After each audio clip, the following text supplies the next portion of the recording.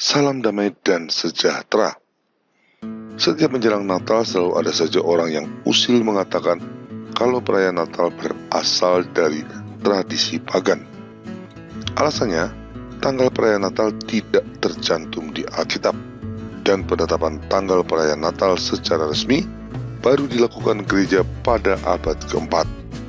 Dengan demikian, mereka menyimpulkan tanggal perayaan Natal ditetapkan menggunakan hari raya pagan yang ada dengan maksud untuk mengkristenkan mereka. Ada juga yang mengatakan bahwa kelahiran Yesus tidak mungkin terjadi di bulan Desember karena tidak sesuai dengan fakta yang tercatat di Injil. Celakanya, mereka yang beranggapan demikian, sebagian diantaranya adalah justru orang-orang Kristen sendiri. Dalam video singkat ini saya akan menunjukkan bahwa penetapan tanggal perayaan Natal sama sekali tidak ada hubungannya dengan perayaan kaum pagan, melainkan berasal dari tradisi orang-orang Kristen sendiri.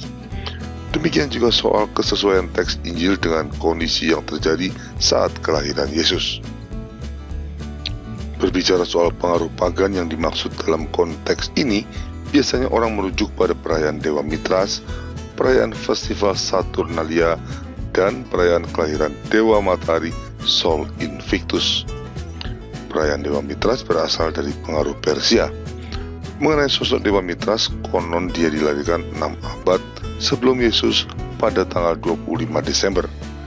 Dia juga dilahirkan dari seorang perawan, memiliki banyak mukjizat, mengajarkan kebenaran dan hidup kekal, memiliki 12 murid, bangkit dari kematian, dan sebagainya. Sangat mirip sekali dengan kisah Yesus. Karena Dewa Mitras ini lahir beberapa abad sebelum Yesus, banyak orang mulai berpikir jangan-jangan kisah tentang Yesus hanyalah plagiat dari kisah hidup Dewa Mitras. Ternyata setelah diselidiki lebih jauh, kisah-kisah Dewa Mitras yang mirip dengan Yesus ini baru muncul di abad 18 dan 19 tanpa rujukan yang jelas. Misalnya, Godfrey Higgins pada tahun 1836 menulis Mitras memiliki 12 murid, tapi tanpa memberikan bukti apapun. Atau T.W. Duane yang pada tahun 1882 mengklaim Mitras dilahirkan tanggal 25 Desember dan dikunjungi orang-orang magi, juga tanpa bukti dan rujukan yang jelas. Dengan kata lain, tidak ada naskah-naskah atau bukti arkeologis yang mendukung klaim-klaim mereka. Jadi kalau ada orang yang menyamakan kisah Dewa Mitras dengan Yesus, kemungkinan besar mereka juga tidak akan sanggup memberikan bukti yang lebih tua dari abad 18. Dengan kata lain, berbagai pernyataan soal kemiripan kisah Yesus dengan Dewa Mitras cuma klaim palsu alias hoax. Bukan kisah Yesus yang memplagiat kisah Mitras, tetapi yang terjadi kemungkinan besar adalah sebaliknya. Berikutnya, perayaan Saturnalia. Ini memang perayaan pagan yang paling populer di Kekaisaran Romawi yang dilakukan untuk menghormati Dewa Saturnus. Tetapi perayaan yang syarat berisi pesta pora dan pemuasan nafsu ragawi itu biasanya dimulai tanggal 17 Desember dan berlangsung selama 3-5 hari. Jadi tanggal 25 Desember tidak termasuk rangkaian festival Saturnalia. Dari fakta ini saja kita tahu bahwa penetapan tanggal 25 Desember sebagai hari kelahiran Yesus Kristus tidak ada hubungannya dengan perayaan festival Saturnalia. Dengan demikian, upaya untuk mengkaitkan keduanya terkesan terlalu dipaksakan. Selanjutnya, yang menjadi favorit untuk mengklaim penetapan hari Natal sebagai pengaruh pagan adalah peringatan hari kelahiran Dewa Matahari Sol Invictus yang jatuh pada tanggal 25 Desember. Apalagi ini didukung fakta bahwa Gereja Katolik melalui Paus Julius baru menetapkan tanggal 25 Desember sebagai hari Natal pada tahun 336. Sementara penetapan hari kelahiran Sol Invictus sudah dilakukan pada tahun 274 oleh Kaisar Aurelian.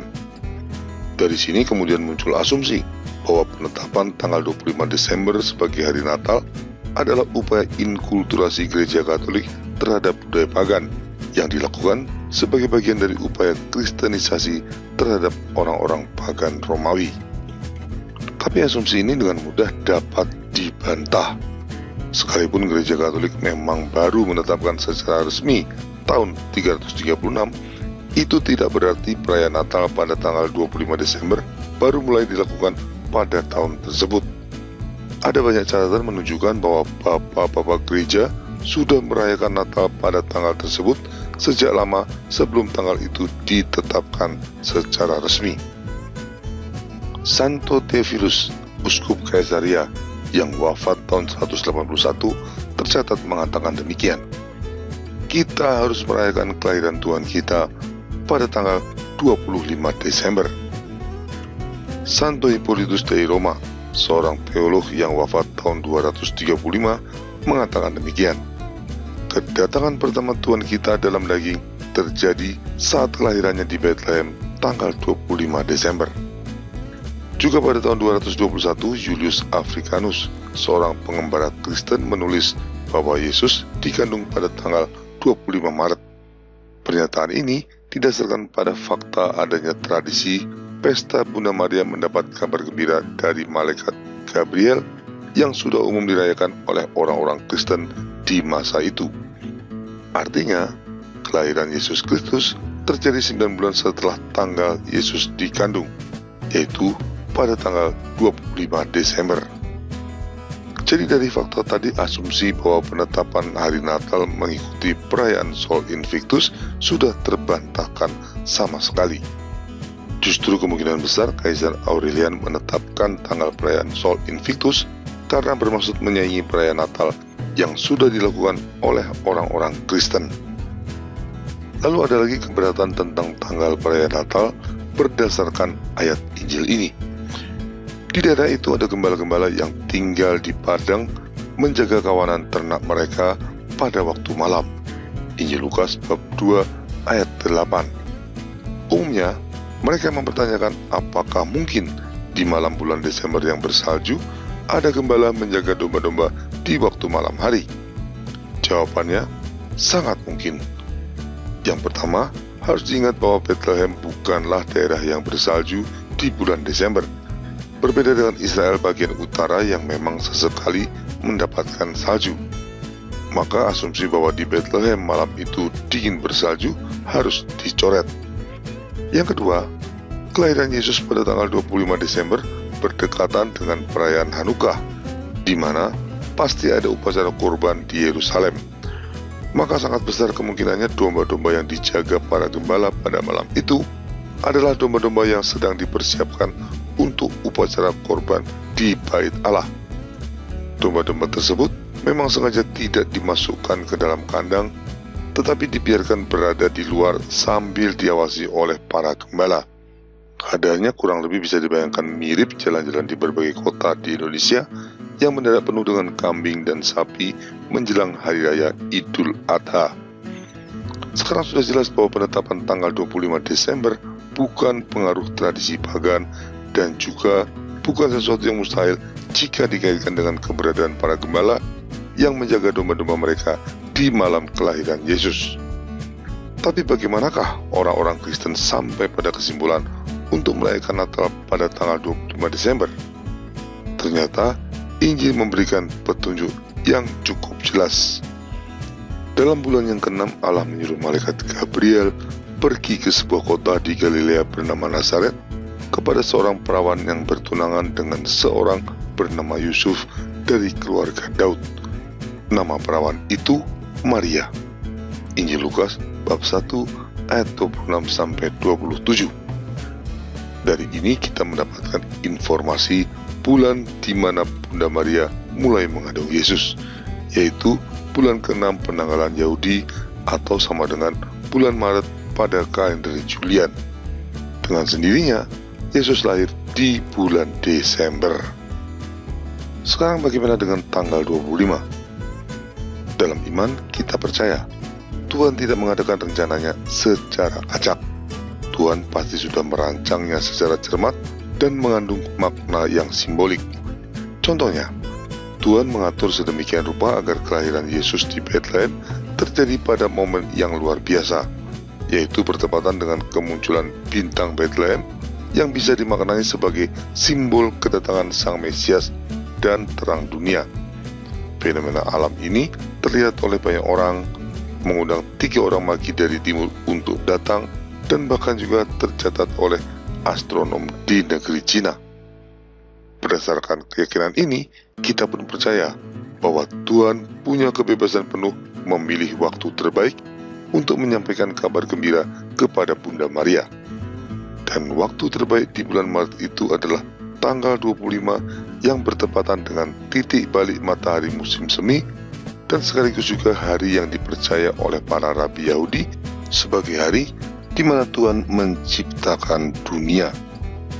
Dari tanggal 25 Maret saat Bunda Maria mulai mengandung, kita mendapatkan hari kelahiran Yesus Kristus dengan menambahkan 9 bulan, yaitu tanggal 25 Desember. Tanggal ini juga bertepatan dengan titik balik matahari musim dingin. Sejak saat itu, matahari yang semula berada di titik paling selatan mulai bergerak ke utara dan hari menjadi semakin panjang. Ini juga sekaligus menjadi simbol bahwa kelahiran Yesus membawa terang bagi dunia. Akulah terang dunia. Demikian yang tertulis dalam Injil Yohanes bab 8 ayat 12. Jadi sekarang kita tahu bahwa penetapan kelahiran Yesus Kristus pada tanggal 25 Desember dapat dipertanggungjawabkan berdasarkan Alkitab maupun tradisi gereja. Dan yang jelas, bukan pengaruh budaya pagan seperti anggapan sebagian orang. Sekarang setelah ganjalan masalah tanggal perayaan Natal teratasi, jauh lebih baik kita memikirkan hal yang lebih penting, yaitu Dia yang dilahirkan pada tanggal tersebut. Mengetahui tanggal kelahiran Yesus Kristus dengan tepat tidak akan membawa kita kemana-mana, tetapi dengan percaya dan mengenal Yesus Kristus sebagai Tuhan yang berinkarnasi demi menyelamatkan manusia, akan membawa kita pada keselamatan dan memperoleh kehidupan kekal. Tidak ada yang lebih penting dari itu. Mari kita sambut kelahiran Sang Mesias dan Penyelamat kita dengan penuh sukacita. Amin.